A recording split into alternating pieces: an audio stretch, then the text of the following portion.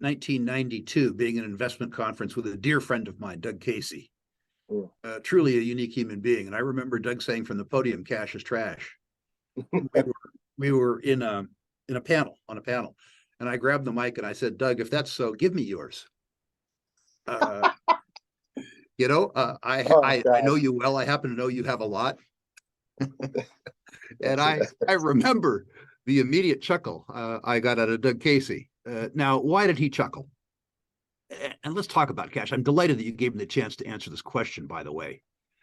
It's one that I teach a lot in the classes where I mentor younger investors and business people. It is true that holding cash costs you money on a current basis. If you were to invest in 6-month T-bills, you're probably getting what, 5% now? Mhm. The CPI stated rate of inflation is now what, 3.8? But the CPI is a lie. The CPI, as an example, doesn't include tax, which is the largest household expense for most working and all successful Americans. When I, in a rough sense, look at the deterioration of the purchasing power of my savings, I say that inflation, measured by the deterioration of purchasing power of savings, is running about 7%. So I save money at 5, and the value of that money goes down by 7. I'm losing 2% compounded, which is where the phrase "cash is trash" comes from. But I will draw the attention of your listeners back to 2008, where some of them were present and cognizant, but others would have to study historically.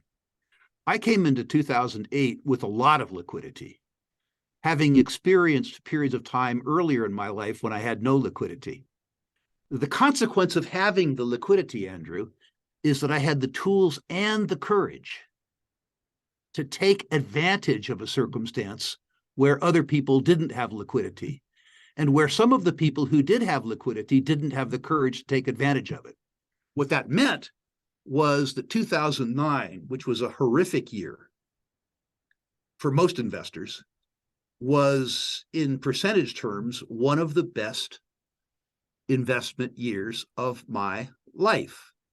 I was able to take advantage of the distress of others, including in your field, real estate, in a way that hasn't occurred since. I didn't know how and don't know how to add value in real estate. I had to be a passive investor in real estate. But because I was willing to partner with very, very good operators at a point in time when nobody else was, I was able to place liquidity in a way that was enormously advantageous. What I came to realize in 2008 was precisely the way that you led off the question. The 2% a year that savings cost you in real terms is an options premium on having the ability and hopefully the courage to take advantage of periods of illiquidity when other people are taken advantage of. Warren Buffett said that discipline and that opportunity was the most important factor of his success in building net worth.